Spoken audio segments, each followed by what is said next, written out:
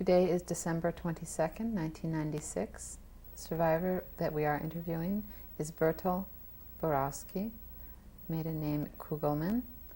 The interviewer's name is Ruth Derling. We are in Oakland, California, in the United States of America, and the language is English. We are actually in Piedmont, California, which is near Oakland. Today is December 22nd, 1996. The survivor's name is Bertel Kugelman Borowsky. My name is Ruth Derling. We are in Piedmont, California, in the United States of America, and the language is English.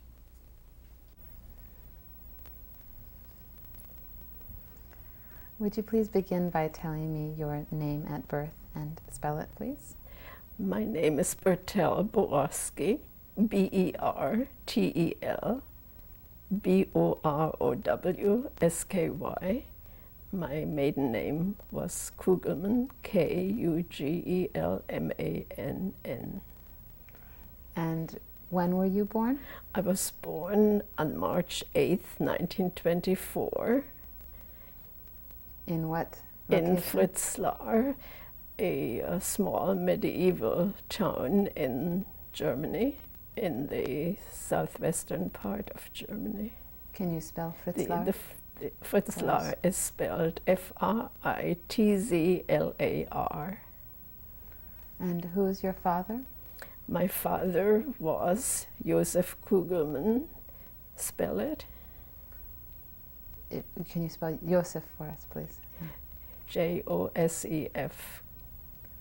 And my mother's name was Betty, B-E-T-T-I. And what was her maiden name? Her maiden name was Plaut, P-L-A-U-T. And did you have siblings? Yes, we were 4 children. I was the youngest. There was quite a spread in ages. My oldest brother's name was Max, M-A-X, who was 12 years my senior. My sister Irene was 10 years my senior, and my sister Hilda was 8 years older than I was. Will you tell me a little bit about your hometown? Yes, my hometown, as I mentioned, was a very beautiful medieval town. Inhabitants at my time were just about 6,000. The town was mostly Catholic. There was a beautiful dome, which is the equivalent to Duomo in Italian. This dome or cathedral was dominating the landscape as you came into our town. There was a Protestant church, and there was a synagogue for the approximately 50 Jewish families who lived in the town. What type of synagogue was it? The Jews of the town practiced a conservative type of religion. And did your family? Yes, my family observed all the Jewish rituals, the Jewish holidays. Stores were closed on the Sabbath. We would go to services Friday night and Saturday morning, and on all Jewish holidays. Do you remember the rabbi's name? We did not have a rabbi. We had a teacher who officiated as teacher, rabbi, and cantor. His name was Gustav Krohn, K-R-O-N. What was your father's profession? My father was a grain merchant, not so much as having a business in our home, but rather a broker who would go from the small villages around Fritzlar to get orders, and which then were delivered to the local mill. What were the professions of the other Jewish families in the town? Most of the Jews had businesses several were dry goods stores. Several of the men were what was called Viehhändler, which was a cattle dealer. Several professionals, a teacher emeritus, a dentist, and there were several single women. You mentioned that your brother was quite a few years your senior. Yes. Can you tell me a little bit about what he did? Yes, he went to a very established private school, which was called the Latin School. The teachers were Catholic brethren. The education was first class. He went to that school, I believe, until age 15 or 16, and then went to a town to be taught the merchandising. The town was Gudensberg, near Fritzlar. The business to which he was sent was owned by a Jewish family by the name of Hahn, H-A-H-N. But shortly after the boycott of 1933, when Jewish stores were boycotted, the store closed and he came home, and for a while didn't do anything but his love, which was soccer, which he participated in quite often at the local team. Can you tell me about your schooling? Yes. I was not as fortunate as my siblings, who had a much better education. My education was terminated at age 13 after finishing 8th grade primary school. Had I been as fortunate as my siblings, I would have left that school at age 9 to enter the Lyceum, which was a high school. But education was very superior to high schools as we know them here. From age 9, we would have been taught French and English and Latin and sciences, but it was denied me because when I came to be 9 years old, there was a quota system that only allowed one Jewish child among 100 Christian children, and the quota was filled. What about the school years that you had prior to that time? My school years were happy ones because we lived an assimilated life in Germany, just like we lead life here in the United States. Our neighbors and the neighbors' children were our friends, and as a result, my school years were happy ones. Do you remember any particular incidents while you were in your first years of school? Any incidents with other schoolmates or friends of yours that you can tell us about? In my first 2 years of schooling was at the Jewish school in Fritzlar. But after 1933, when so many of the Jews immigrated to different countries throughout the world because of the rising anti-Semitism and the rise of Hitler, I had to leave. The Jewish school was actually closed, and we had to go to the Protestant school, which was called the Evangelische Volksschule. The rector of this school was a friend of my father's, and welcomed me to the school, called an assembly of children and told them that from this day on I would be at this school, and he would not want to ever hear a complaint from me about name calling or any other incidents, and really nothing happened during my time there. Do you remember the rector's name? Yes, Rector Günther, G-U umlaut N-T-H-E-R. That was his first name? No, last What's his name. last I name? don't know his first name. Who were some of your friends while you were growing up? My intimate friends were my neighbors across the street, a Jewish family who had 2 children, Ferdi and Jerry. Actually, Gerhard was his name in Germany. Later in the United States, he changed it to Jerry. Fred was a year younger than I was, but we were inseparable, always played together. Also, our Gentile neighbors before 1933 were friends. The girls of my next door neighbor, Irmgard and Paula Volke, V-O-L-K-E,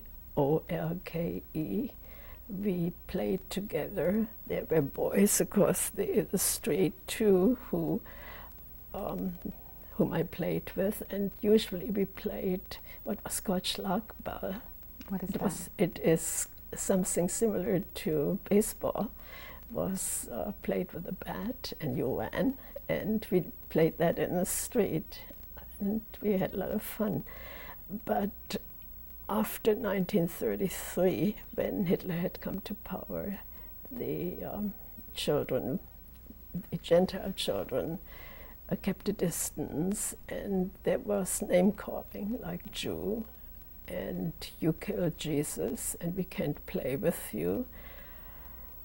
Of course, it was terribly upsetting. When I came home crying, my parents tried to comfort me and tell me that I really had nothing to do with any of the death of Jesus.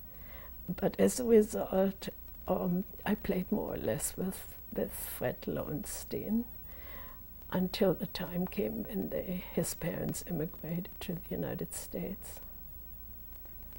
How long was your father able to practice his business?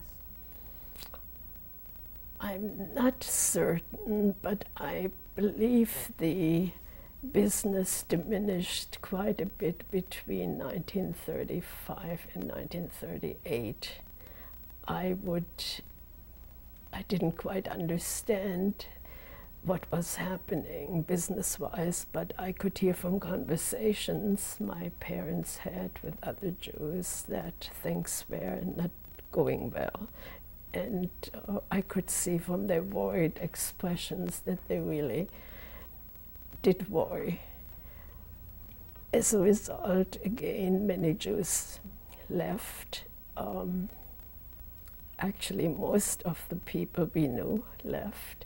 My mother urged my father to do the same, but he was convinced that because he was terribly esteemed, not only in my hometown, but also in the surrounding villages, that nothing could ever happen to him. And in a short time, probably Hitler would be gone. But it didn't turn out that way. When the Kristallnacht happened, when many of the Jewish homes were attacked and much of the property destroyed, the synagogue burned, and the men taken into custody and put into concentration camp for a short period of time.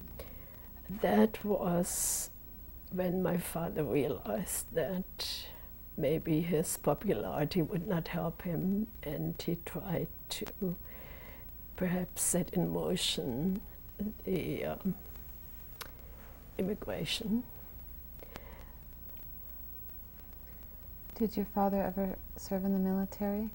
Yes, my father served as a German soldier all 4 years of World War I on the front in France, and he felt as German as all his comrades in arms.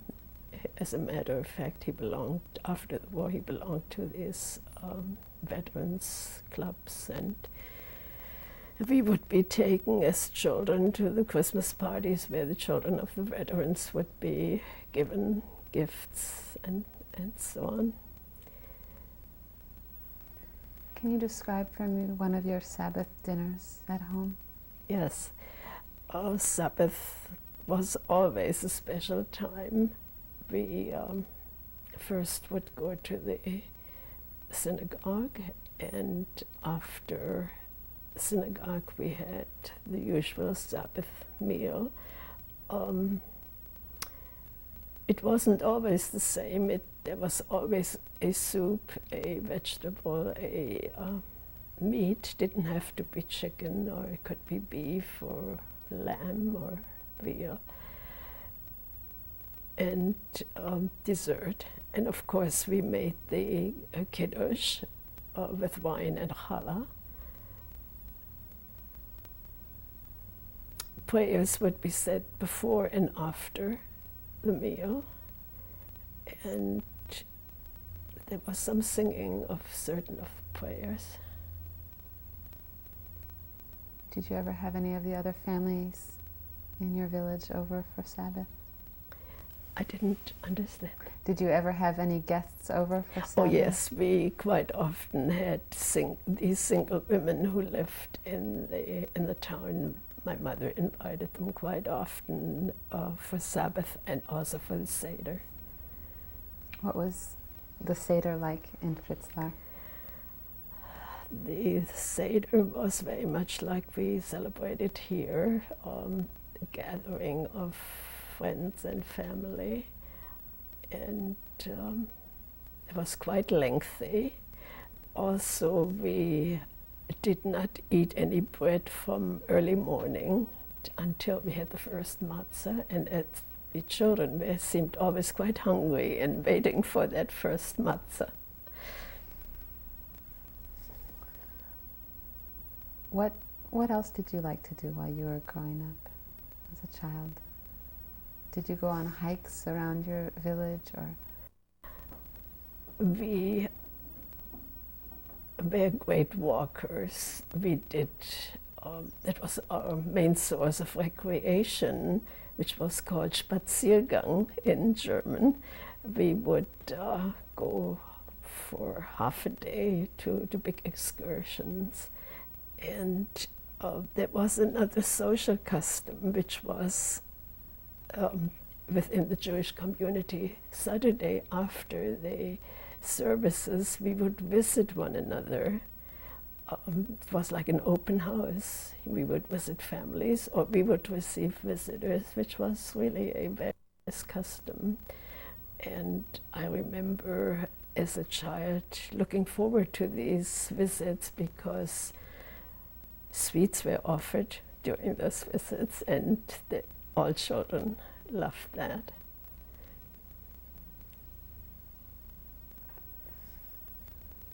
Can you tell me a little bit more about your sisters? My sisters?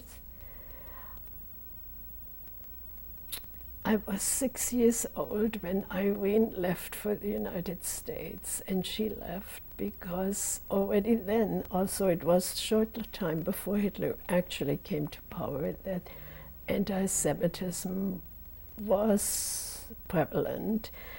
My father had had two sisters and a brother in the United States, and when my Aunt Bella visited, she said to Irene, "Why don't you come to America? You can stay with us. We don't have children. You can come and see whether you like it, and if you don't like it, you go back home."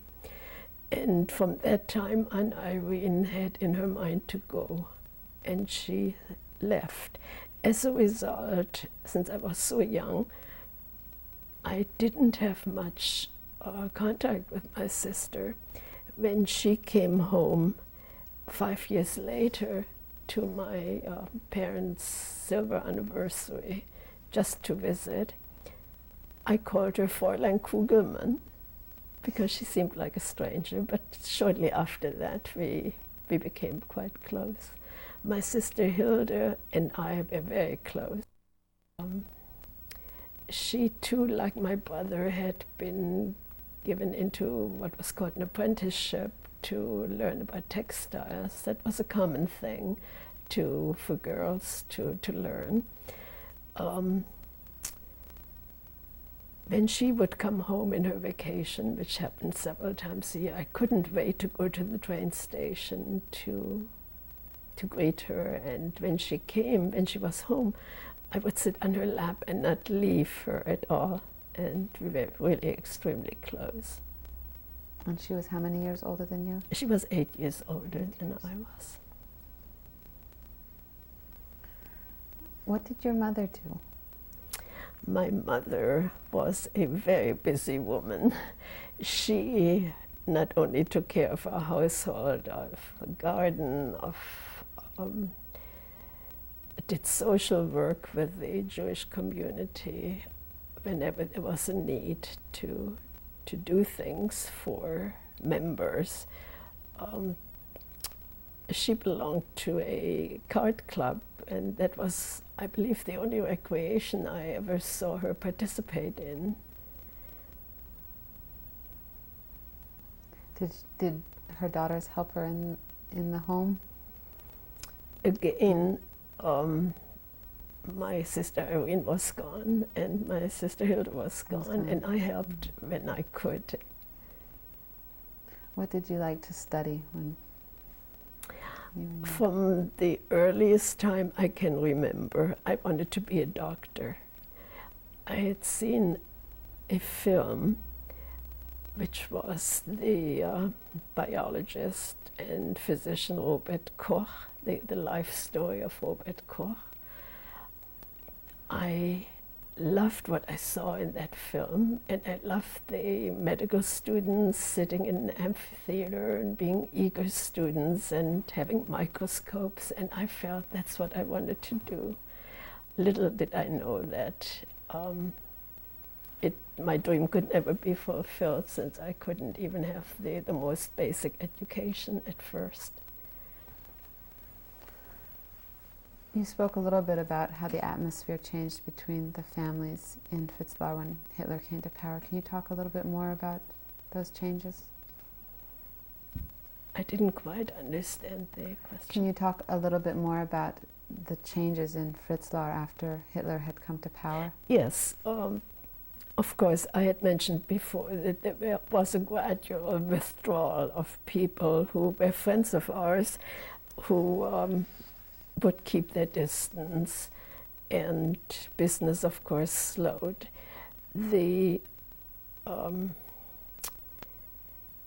contact was quite diminished between our Gentile friends. They were afraid that if they would mingle with Jews, their name would appear in what was a publication called Stürmer, which was a hate paper decrying Jews and those who would associate with them.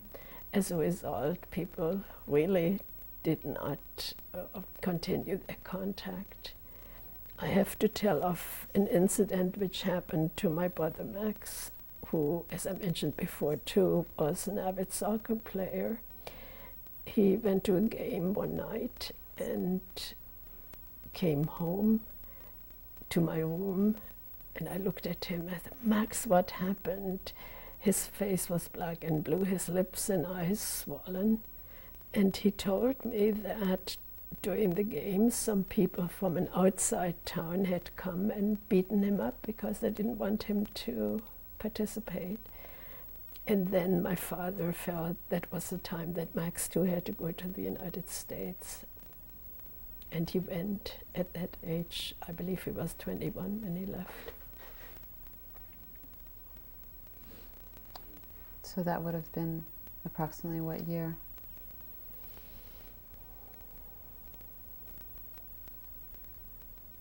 Must have been 1934. Did you start to feel afraid? It is hard to recall now whether I felt afraid as such, but I too felt I didn't want to stay in my hometown at age 13 when I finished school and couldn't do anything else. I decided to join a friend who had told me about her stay with an uncle who was a teacher in Marburg. Marburg was a small university town with quite a big Jewish population and quite a number of young people. And my friend Herta Stern, and she came home, said, "Why don't you come and stay in Marburg? I know a family of bankers whose daughters have immigrated, and they would love for you to be their, what was called Haustochter, be the daughter of the house. They love to have young people around them. Why don't you do that?" I discussed it with my parents. My parents did not want to do that, but this family house came to our home and convinced my parents that it would be better for me to, since I was the only Jewish child left in Fritzlar, to be where there were more young people. I went and liked it very much with the family, and I liked the city, and I liked the new friends I made. And that was right after I left school. It must have been May 1938.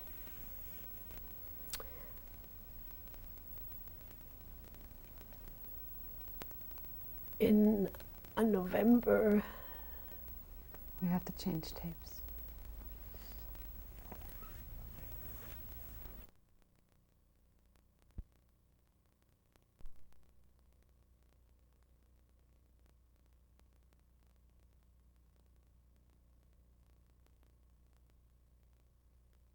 November 22nd, 1996. You were about to say something in November of 1938? Yes, I mentioned before that I came to Marburg in approximately May 1938 and had a really pleasant time with the Haas family and my newfound friends. On November the 9th, 1938, my friend came very agitatedly to our door and asked whether I had heard from my parents. And I told her, no, we don't phone often. We really write to one another. And she said, well, you don't know then what happened. I said, no, what happened? The synagogue was burned and all men taken into custody, most likely sent to concentration camps. I was shocked, and I didn't really do anything about it. I didn't call my parents. We didn't really have a telephone, come to think of that, but I would have had to call neighbors. And we went to sleep that night, not knowing what was happening all over Germany. In middle of the night, our doorbell rang violently. I went down because Mrs. Haas was quite ill. She had been taken ill with a kidney infection. And so I went to open the door.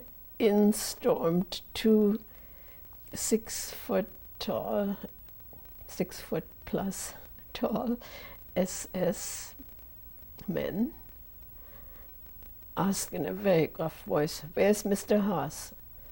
I led them upstairs to the bedroom.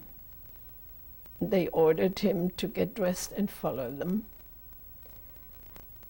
Mrs. Haas became hysterical after her husband left, and I was left with her alone. I was 14 years old at the time and had to take charge of the household, tending Mrs. Haas in her illness, administering her medications and bathing her and reassuring her.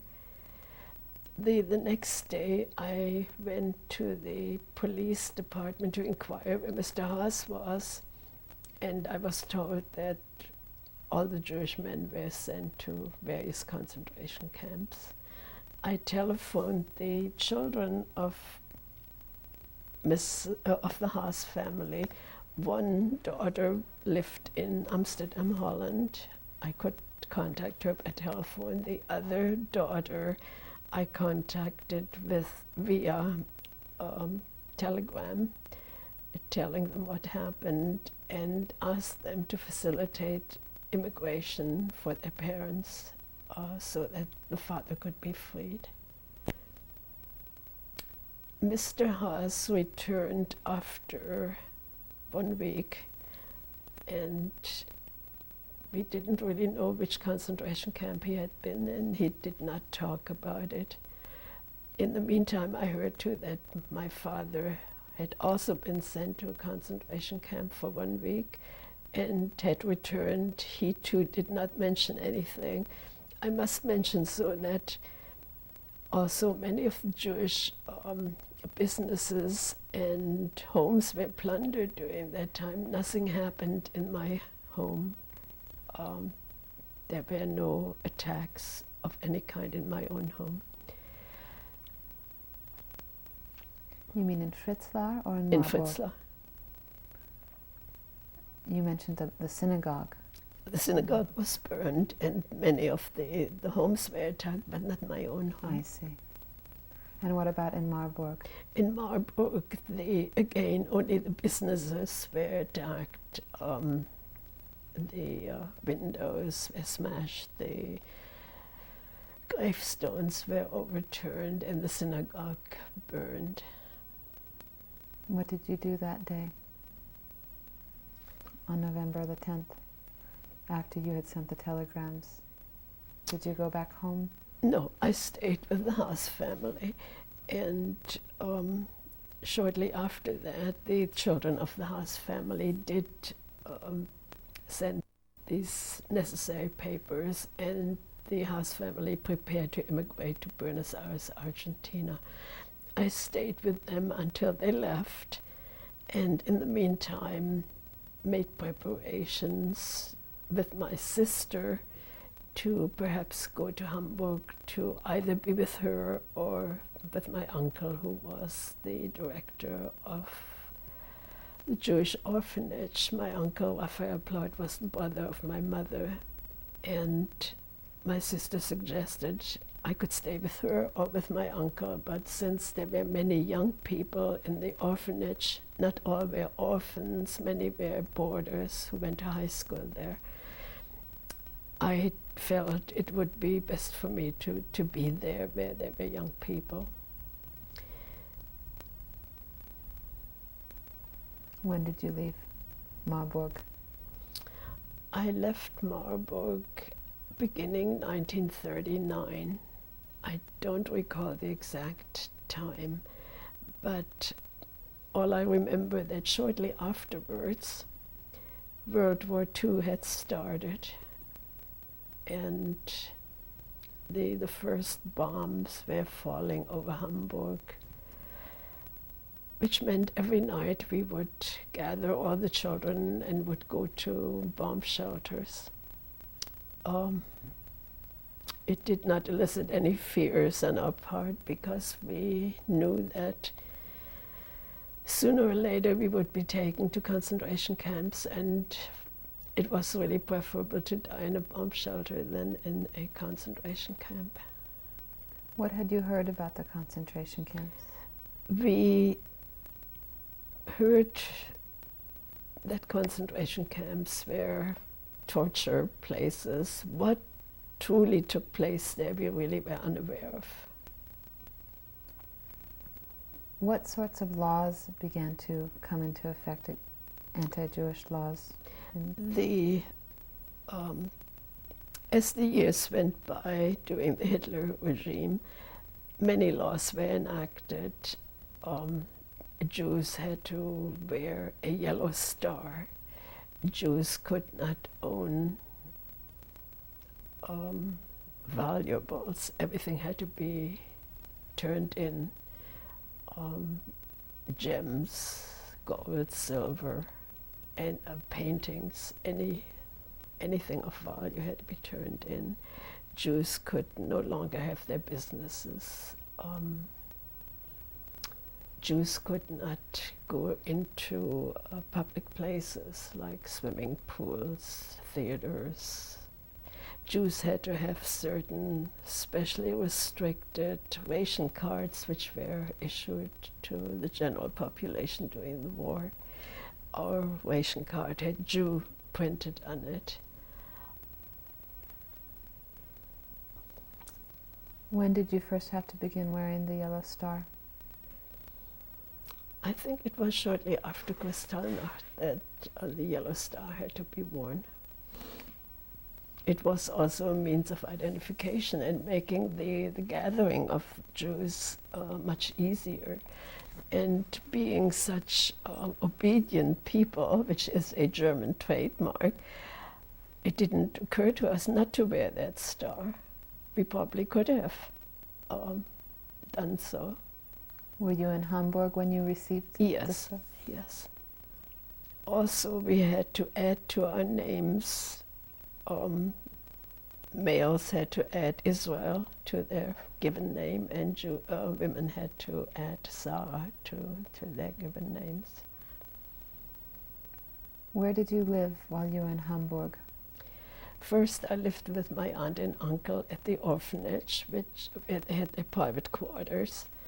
Then, after my uncle died of a tumor on his kidney, he died on the operating room table. My aunt had asked me to stay with her, and we moved into a lovely private home on Parkallee 75 in Hamburg. What was her name and your uncle's name? My uncle's name was Raphael Plaut. Her name was Elsa Plaut. Their oldest son, Dr. Max Plaut, was the head of the Jewish community in Hamburg and also the head of Jewish communities of all Northwest Germany. He had quite a position. He was a lawyer by profession, and he had to deal every day. He had to report with the SS. At the time when the first transports were put together in Hamburg, he had to report daily to them what the names of the people, and he may even have been responsible to have to put together some lists of those who would be transported. Did you see him? We saw him on a daily basis, and he would come quite disturbed every day because he had this awful task to perform. Did he ever talk about it? Yes. He talked about his agony.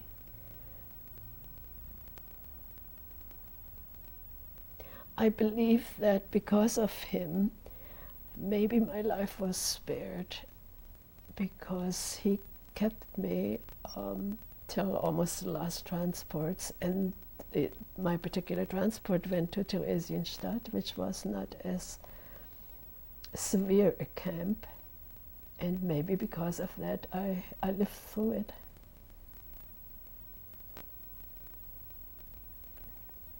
Can you tell me a little bit more about what transpired in Hamburg before you went to Theresienstadt?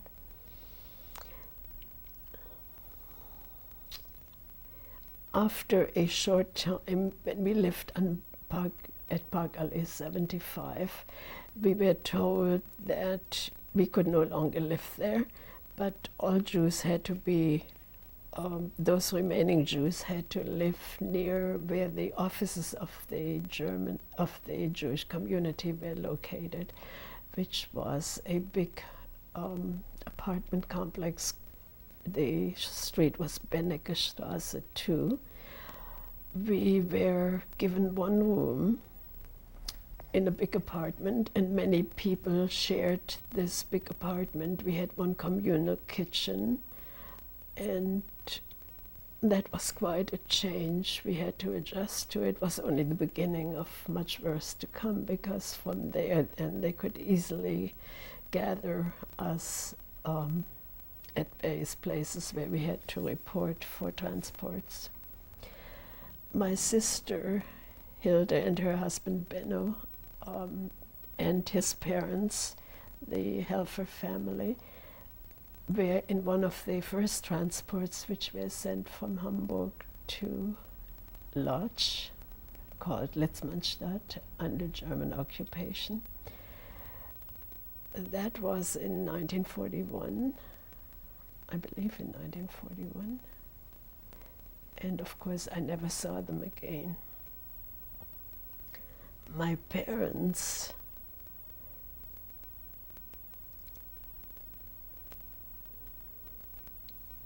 had a similar fate. I wrote to them every week while I was in Hamburg, and one day all my mail came back with the notice on it, unbekannt verzogen, which in translation means sent to an unknown place or moved to an unknown place. At that time, my sister was still in Hamburg. I was hysterical and called her. She immediately took off by train to my hometown to see what happened. When she got to Fritzlar, our house was empty. New people had been moved in. Some people who had generally been on welfare. All our belongings had been stolen. And she was told that my parents were taken to a concentration camp. We found out that my father was sent, first both parents were sent to a small camp near Fritzlar called Breidenau, Breidenau,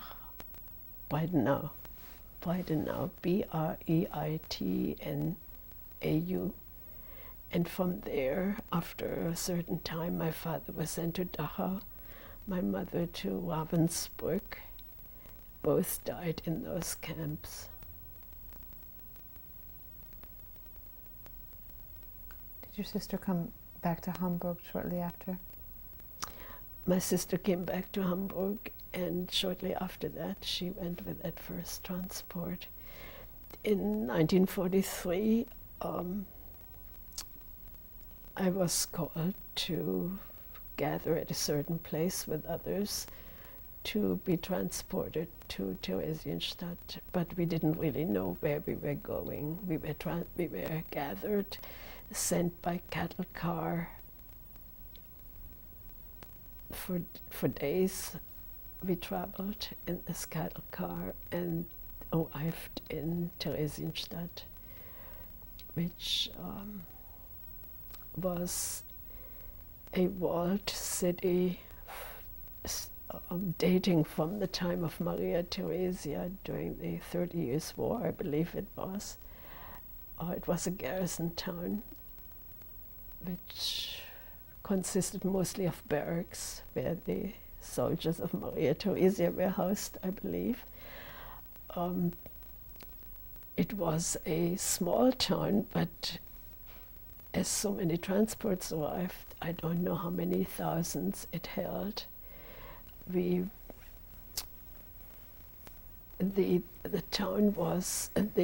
camp was made especially for the International Red Cross to show them how well Jews were treated, and there was nothing to worry about these transports.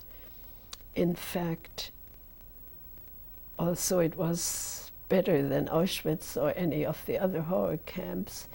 Many people died in this camp as well. Many died because of infectious diseases, diarrhea, tuberculosis, and malnutrition.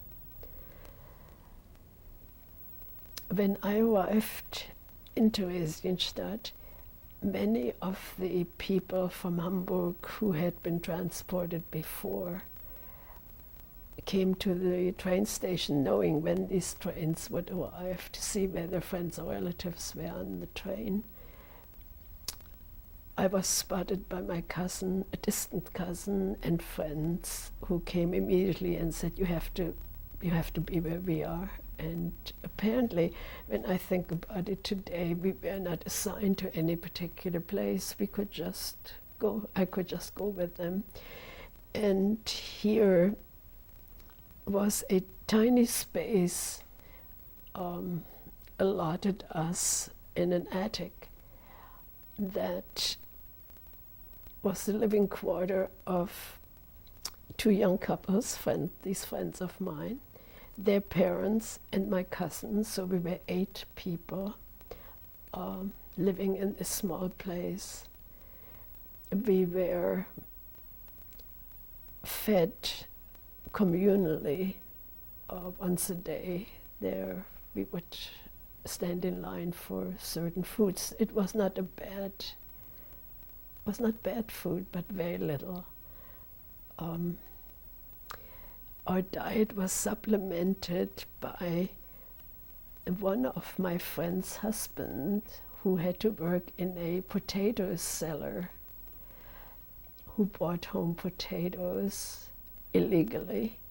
His wife who was a dressmaker, made him overalls, which he put over his clothes, and into these overalls he would drop potatoes and bring them home, and that really sustained us. We had enough to eat.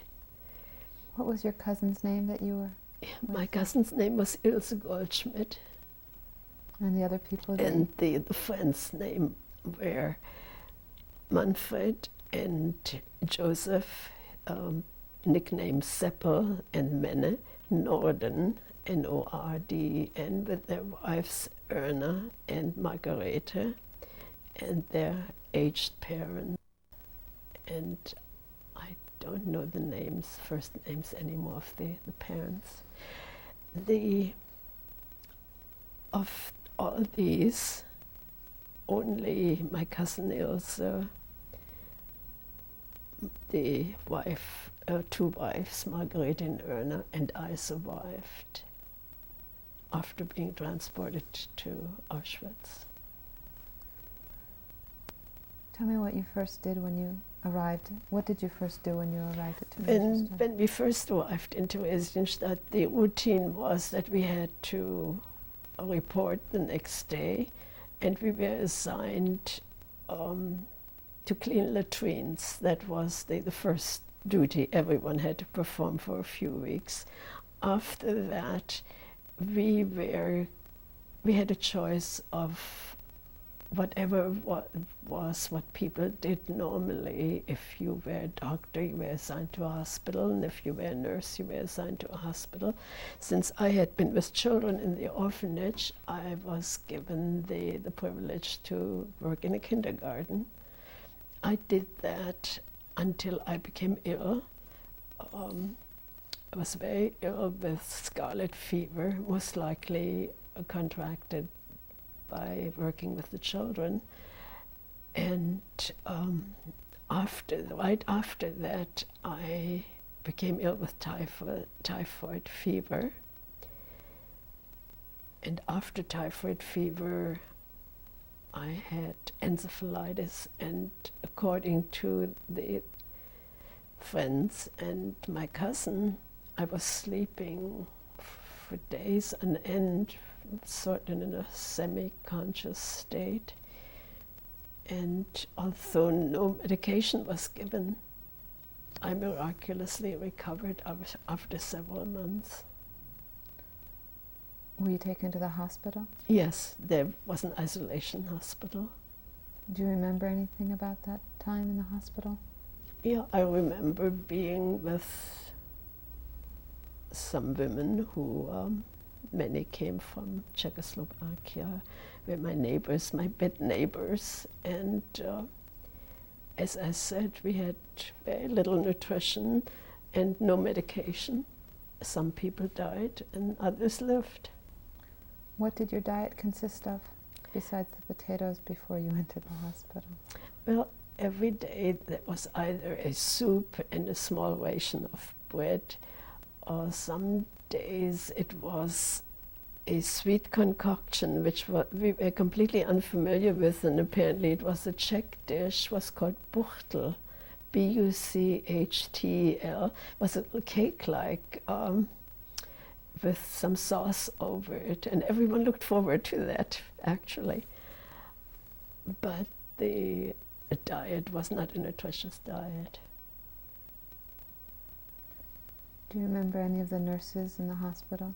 Yes, I do, and of course there were Jewish nurses. Many came from Czechoslovakia, some came from Hungary, Austria. I remember their faces very much. I don't remember their names. Do you remember any of the guards at the camp? No, we had no guards in Theresienstadt, not visible, not visibly. Was there somebody who was in charge of your part of the camp or of the camp? Well, again, it was a Jewish administration, so there were people who were called the Theresienstadt, and there were many professionals, I suppose, lawyers, and who helped administer the camp. But the overall supervision, I'm sure, was done by SS and SA. Do you remember any of the people in the Altersrat?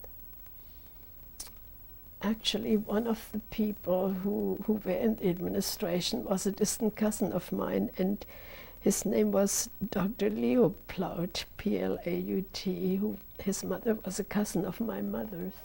I didn't know that he was there when I first met him, and because of the name, I realized who he was. He had immigrated to Prague, Czechoslovakia, and married a young woman in Prague, and of course was shipped to Theresienstadt.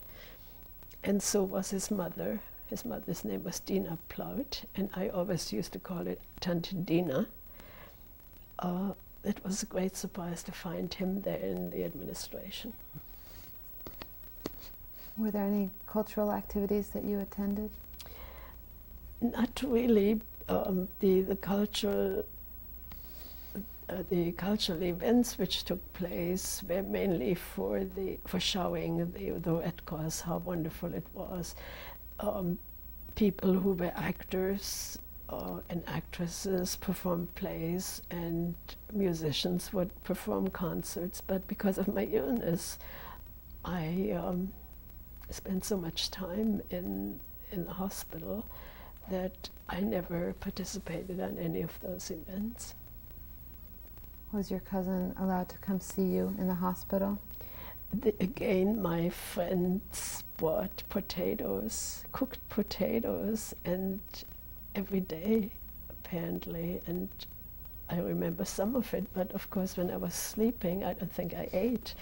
But apparently they came daily, and they would tell me afterwards that they were so disturbed by my sleeping. When did you finally leave the hospital? I don't recall exactly how many days or weeks or months I spent in the hospital, but shortly after I was discharged, transports again went from Theresienstadt to Auschwitz. We didn't know where they were going, but I was summoned again and had to leave in the Fiat cattle cars. This time they said we had to be resettled someplace else. It was a long journey in these cattle cars filled like sardine cans. No facilities for hygiene were available, and there was such a terrible stench of excrement that it was horrendous. The train went on and on and on, and certain towns went by, certain stations where town names appeared, and I realized from some of those names that we were going to the east. And the realization came that we were on our route to Auschwitz. And when we actually stopped and saw the sign Auschwitz, Oswiecim in Polish, our hearts stopped. We didn't know really what took place in Auschwitz, but we knew it was fearsome. We had heard rumors and whispers, but not really knowing. We have to change tapes.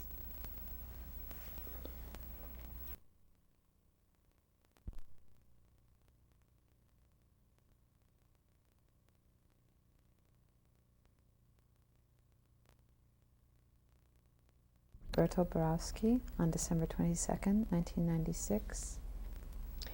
We arrived in Auschwitz when it was still dark. There were huge lights, so-called Scheinwerfer, big floodlights that shone on us. And we could see SS in great numbers with dogs, with guns, with whips.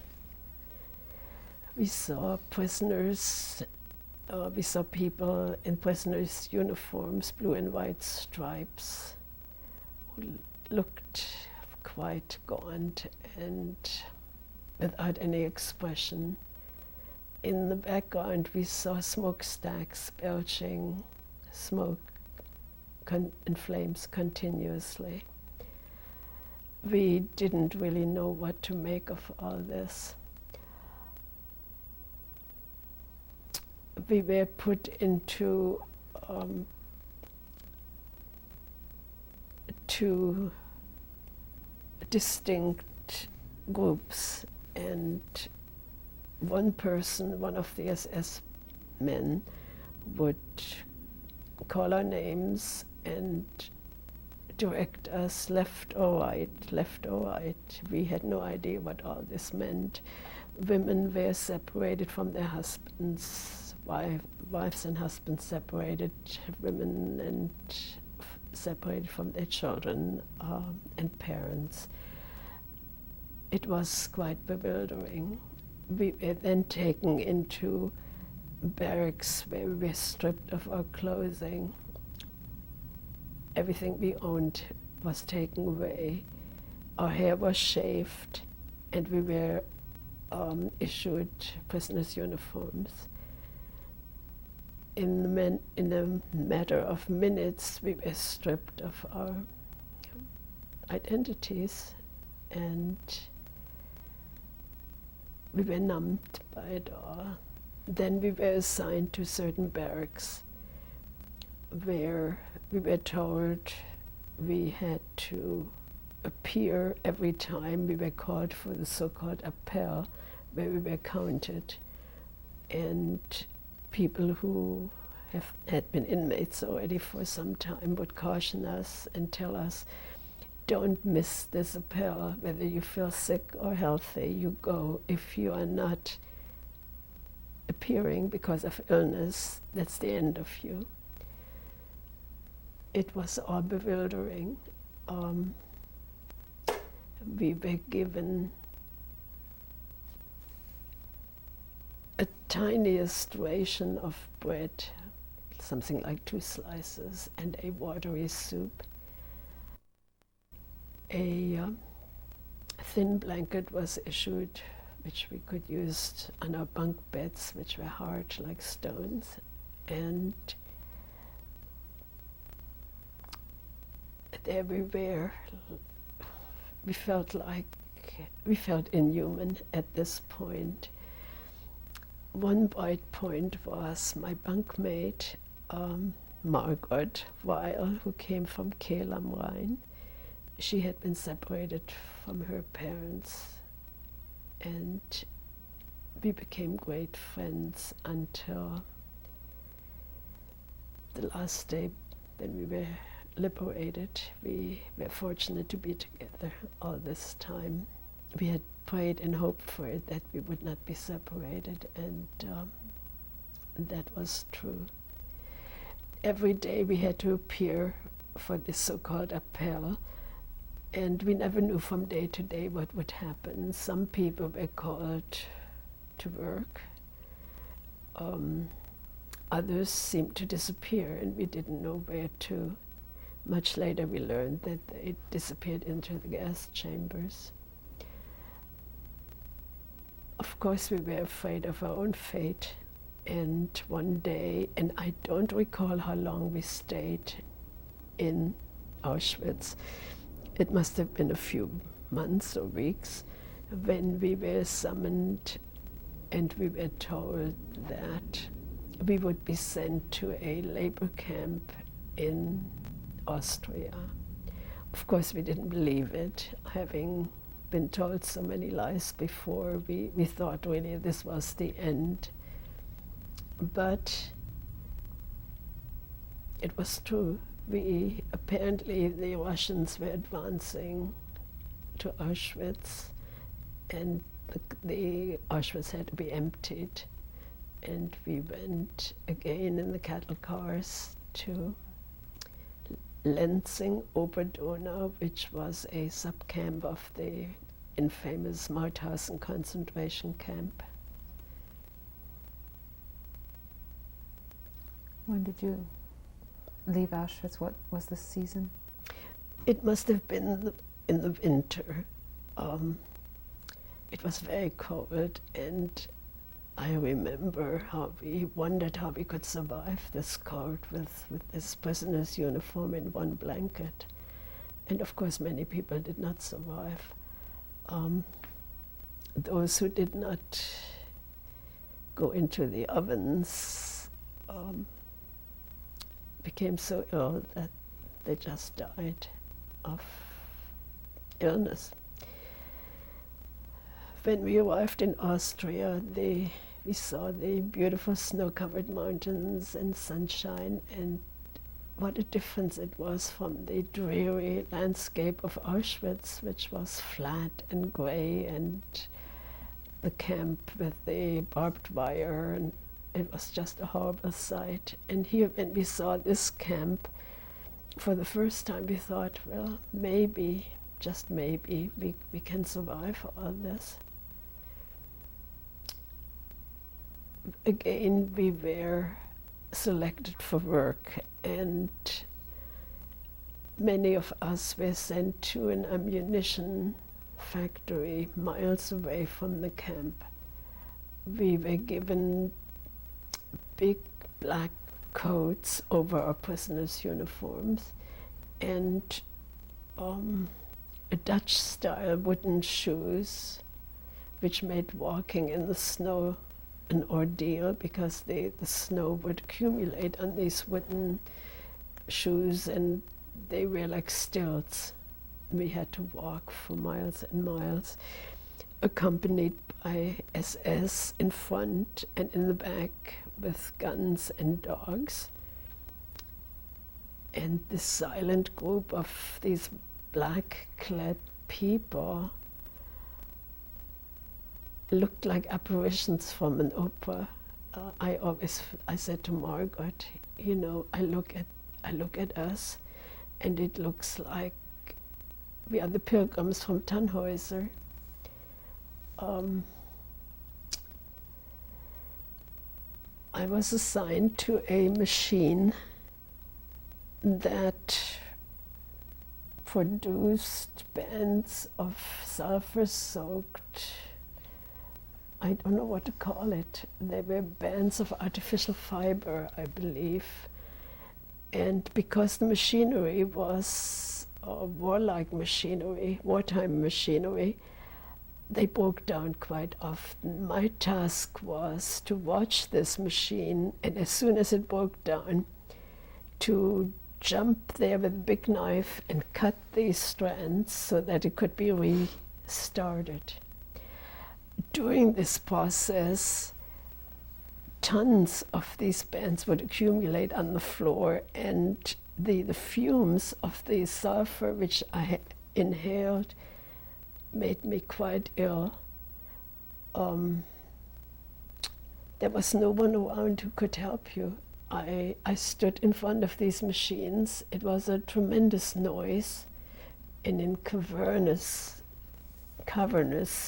hall, not a soul to talk to. And you felt like you're being hypnotized by the whirl of the machines. After we finished the day, we would have to walk back in the snow to our camp, our clothes wet from the snow, and these same clothes had to be worn the next day. There was never a change of clothes. The shoes were wet, the socks were wet, clothes were wet. The thought of this, constantly having to go into these wet clothes, produced such an anxiety in me that I really felt I just couldn't go on with this life. When I spoke to my friend Margaret, who was a nurse and had been assigned to the infirmary in our camp, where we had many of the women and girls sick with tuberculosis and all kinds of other diseases, she had been assigned with Dr. Springer, who was a physician from Prague, to the infirmary. I talked to both of them and I said, is there any way out? I can't continue with this work. And because of Dr. Springer's intervention, I was taken off that work and sent to a street construction, street improvement team, where we had to work with a jackhammer in the street. Whatever was produced on stones had to be loaded into push carts and put to a certain place. We were told after many days that what we were doing was really digging our graves. Who told you that? People who were supervising.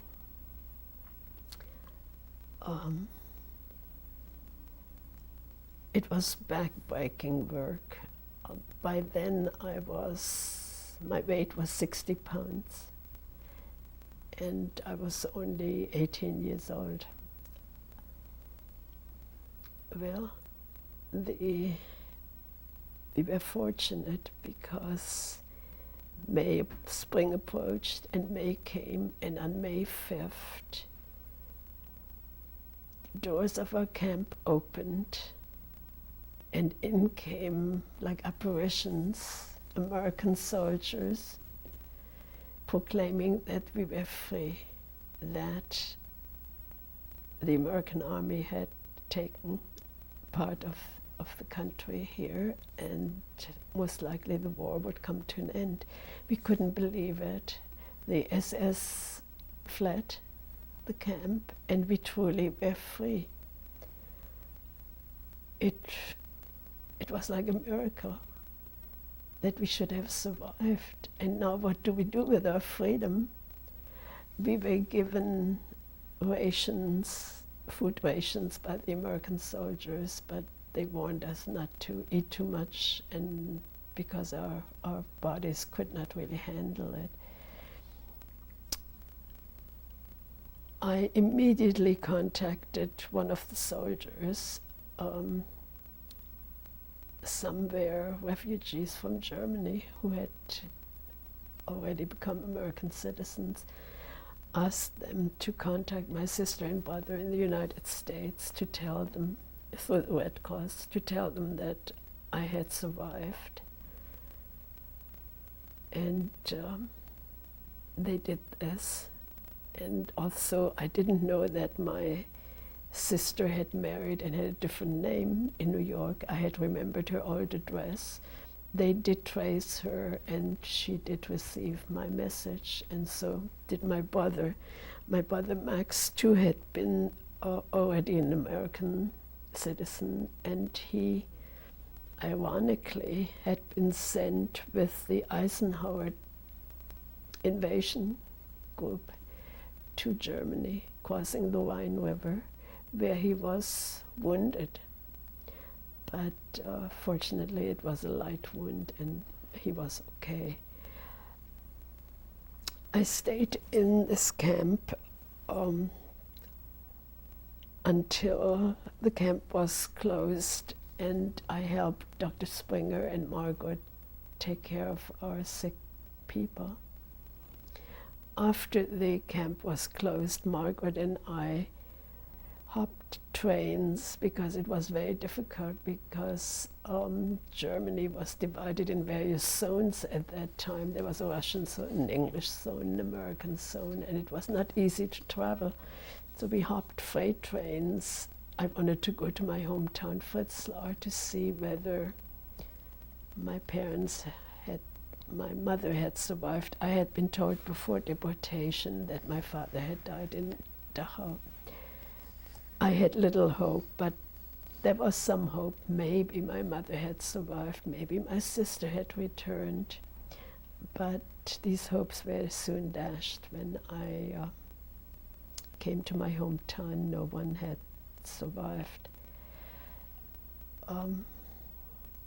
I stayed for a few days with our neighbors. First I went to my neighbors, the Forker family, a Catholic family, who were great friends of my parents. And when I came into the kitchen, where I see Mrs. Forker to this day stirring a big pot of soup or whatever she did, they had quite a number of servants who took care of the farm. She turned around and she saw me and in disbelief stared at me, and she cried out, "Jesus Maria, hier kommt Kugelmanns Bertelchen." And she dropped what she was doing. She came over and she hugged me and she called her husband, "Philip, Philip, Irmchen, Paulchen." These were the girls I had played with when we were children. "Come, come, da ist ein Wunder geschehen." She said, "It's a miracle has happened." And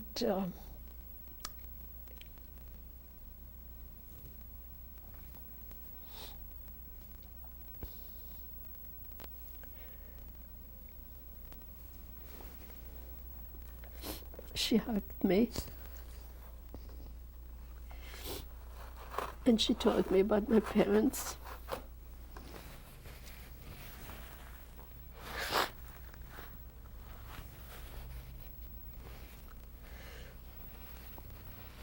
How my parents had been taken.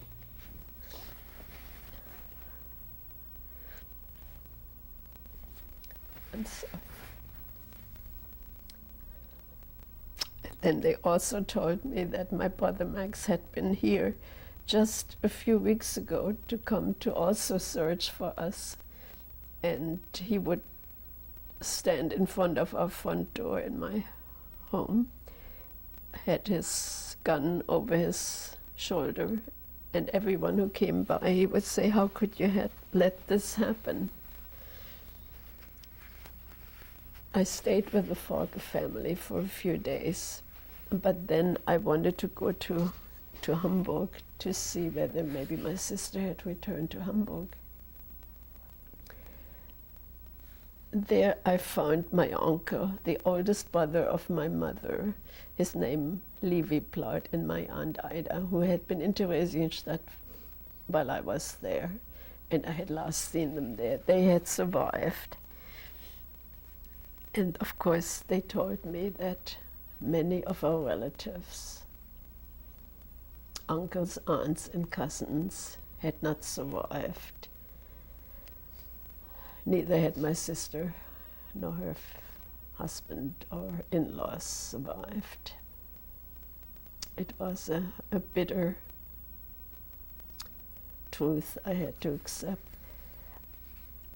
After a short time in Hamburg, I went back to my hometown.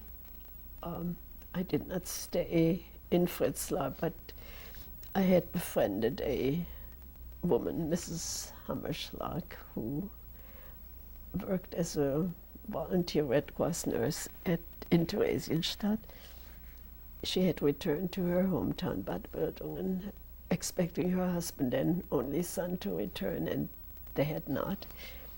She got her home back, and the housekeeper she had, Gentile housekeeper she had had for 20 years, as soon as she came back to Bildungen, came back to her to be with her again. They set up their home for, I have to retract. Bad Wildungen was a headquarters too for the American Army. They had taken over some of the better hotels and established a headquarters there. And there were several Jewish chaplains who took care of the religious needs of Jewish soldiers. They set up a sort of a synagogue in Mrs. Hammerschlag's home, and so we had a beginning of a more normal life again. I stayed with Mrs. Hammerschlag for almost a year, going back and forth to my hometown. I got our home back. I sold it. We had a piece of land which I sold. There were still some bank accounts for us. I got the money there. The mayor of the town of Fritzlar at the time asked me whether I wanted to stay in Fritzlar. He said, we can somehow make up for what you lost. You can go to college if you want to. You can do anything you like. But I told him I couldn't. I could not possibly accept any of that. And as soon as I could possibly manage to get to the United States, I would want to leave. My sister and my brother already had returned to the United States after he had visited Fritzlar, and both of them were aware of my rescue. And of course they arranged to have my immigration papers put in order, and within a year I could leave Germany on one of the DP transports going to the United States. I arrived in the United States on June 18th, 1946, and a new life was to begin.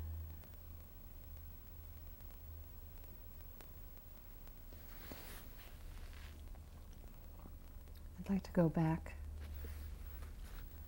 and ask you a little bit more about the camps. Sure. In Theresienstadt. You have to In Theresienstadt. Can you tell me more about the kindergarten where you were working and what you did there? Well, I was more or less in a supervisory position. Of course, I was not trained. I was only 16 years old, and I played with the children. We took them for walks, and the things one normally does with children, help them feed and read stories. The setup was really primitive compared to what you would find in today's kindergarten. But it was something I wanted to do, and I was happy I could do that kind of work rather than cleaning latrines. Were there any religious observances? Not really. Did you ever have any time for prayers? Well, if there were times, it was strictly personal and private, but there were no services. Do you remember any rabbis that were in Theresienstadt? Yes, Rabbi Leo Beck, the prominent rabbi of Germany, was in Theresienstadt, and he lived after our liberation. He went back to, I think he went back to Berlin for some time. Did you ever hear him speak or speak? No, did you ever meet him? No, we just knew he was there. He lived actually in the house where for a brief time I lived with a friend who, this house was called the Prominentenhaus. That was where some of the so-called prominent people were housed, and I saw him there, but I had no contact with him.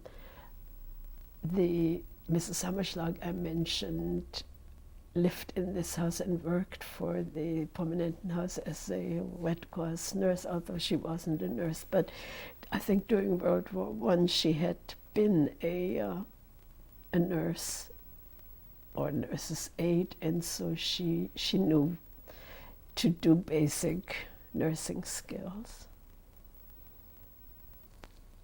Do you remember anyone else in Theresienstadt? There was a dear friend of my cousin Max Plaut. Her name was Hertha Hammerschlag, no relation to Mrs. Hammerschlag, with her 2 children. We became great friends. Her little girls were maybe 8 and 10 years old. Her husband had been traveling in Belgium while the war started, and he was trapped in Belgium and did never return, and so she was in this transport with her 2 girls. She was a daughter of a very prominent businessman who, her maiden name was Magnus, and the father was known as Waffen Magnus. Waffen means, what does it mean in English? Like guns and... Artillery? No, handguns and things like that. Infantry? No. A business that would sell these. What do we call it in English? Armor. Yeah. Not really armor in a sense. What are the stores called which sell guns? Gun shops. But no, there's a name to it. That's well, okay. in any That's case, okay. he was quite prominent, her father having this kind of a business, which was most unusual for Jewish merchants to have.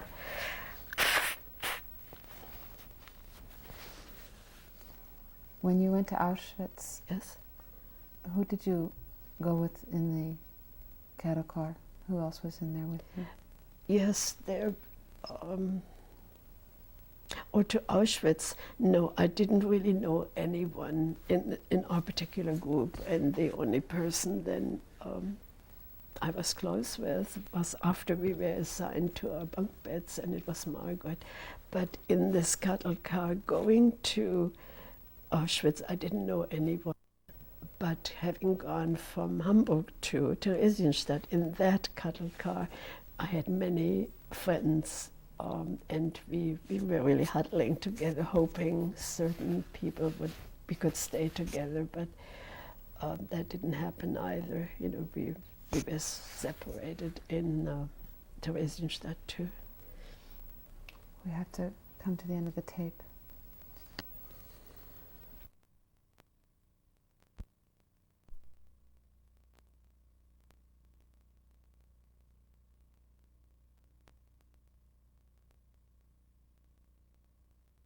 Cassette number 4 with Bertel Borowsky on December 22nd, 1996. Do you recall any conversations that you heard or that you had while you were on the way to Auschwitz? No, I don't believe people were very verbal. During our transport, I think everyone was beset by fear and the unknown, what was to happen. there was very little. Of course, there were also SS guards with us, and we didn't dare speak up. And when you arrived in Auschwitz, what do you recall about the treatment of the inmates? Well, it was brutal.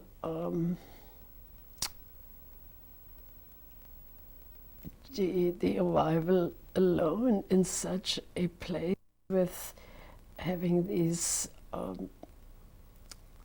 SS with their guns and their whips and their dogs and lots of noise, and we were shoved around and some people were beaten. It was a horrendous experience, completely numbing. What do you recall thinking at the time? Well, I was thinking, this is the end. We are not going to live long here.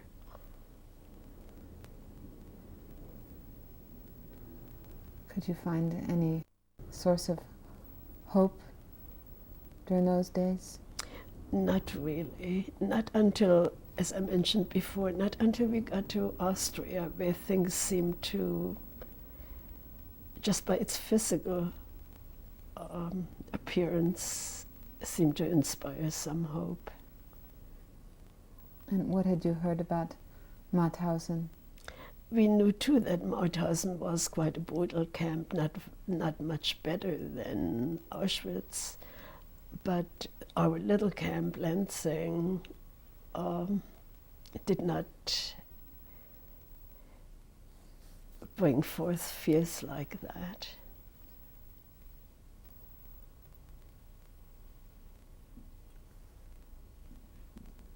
Did you